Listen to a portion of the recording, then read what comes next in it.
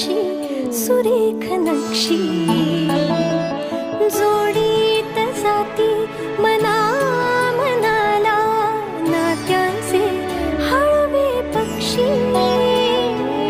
दाराशी सुरेख नक्षी एक रेष हलता चित्र हे विस्कटते सावरून घेता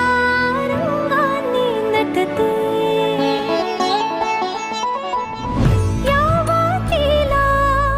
वात मिळूनी आसमंत उजळी